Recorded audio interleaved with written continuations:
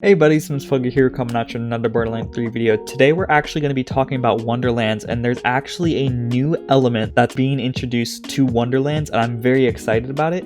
If you recall to my last video covering the potential Wonderland elements, I did suggest that this could be a possible element, and it's actually being put into the game, so I'm actually really excited that my prediction was right. If you guys want to see my speculation video on that, you can click on the top right. New elements actually really interesting and different than what you would expect, and it might change the way that you play Wonderlands entirely. But before we get into it, don't forget to like, comment, subscribe. You have no idea how much it helps me out, and let's get into it. Legendary? Whoa!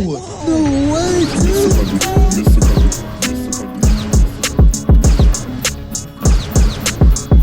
So we're on the official Wonderlands website, and I'm just going to real quick show you where to go for that. Now there's a lot of guides you can go on to, so I'm just going to click a random character. I'm going to go into game guides, I'm going to go to gear and loot, and then I'm just going to go to damage types, just so you know how to get here in case you want to look at it yourself and show proof that it's actual on the source. Besides the new element, there's actually a confirmation that there's a new health bar, which is very interesting, but we'll talk about that a little bit later because the new element's honestly the most exciting thing for me. So if we go down here, it tells you all the element types that are going to be included into Wonderlands. So right here it says there's 5 elemental damage types available. There's fire, which is, you know, fire what we have, frost, which is cryo, lightning, which is shock, and then poison, which is corrosive.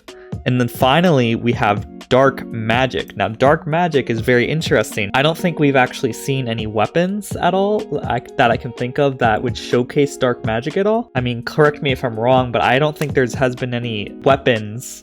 Maybe there's been some spells that shows dark magic, like maybe the Stabomancer with this little spinning scythe that I would imagine be dark magic, and maybe you'll agree with me in a few moments after I explain what it does, but I don't think there's any weapons that we've seen in the trailer that shot like maybe purple or dark magic or something that would indicate it's dark magic. But basically what dark magic does, as you can see right here, dark magic siphons your enemy's vitality and puts it straight into your health bar. This life-stealing properties can keep you going for prolonged battles. So that's a very strong ability just to have on any weapon you want. Basically lifesteal on any weapon you want, assuming it spawns with dark magic element, which is very, very interesting. So pretty much we have a dedicated lifesteal mechanic for any of the classes that we play as, which is very exciting because health gating is a big part of Borderlands 2 and Borderlands 3 on surviving harder boss fights. So that's very awesome that we have a way to have health gating spam on every single class that we can play. I think this is a fun new mechanic that's definitely going to change the way that you play the game. You're definitely going to want at least one dark magic weapon on your loadout every single time.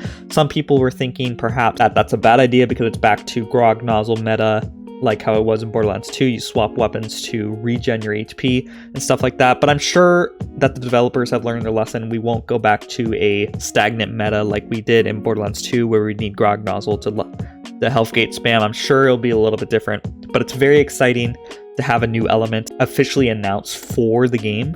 I'm personally very excited. But the other thing that I wanted to showcase is that right here it speaks of elemental effectiveness on each different health bar, which we've seen very clearly in the past. But it seems like once you read this, it streamlines like elemental effectiveness because fire is good against red, you know, that's easy. Shock is good against blue, which is, you know, what we have. Purple is good against yellow. These are all basic stuff. And then finally, frost is good against bone, aka white. That's very interesting. This is a new HP type that we're going to be seeing. Bone, aka white. I think that's very, very interesting. It gives you a reason to switch to frost. So there's very clear indication what beats what. And there's going to be a reason on you to want to probably run most elements because it looks like they're emphasizing the importance of elemental effectiveness right here, which is very cool. And it's very easy to remember white with white, aka frost, fire with red, you know, fire, lightning with blue, and then poison with yellow, you know.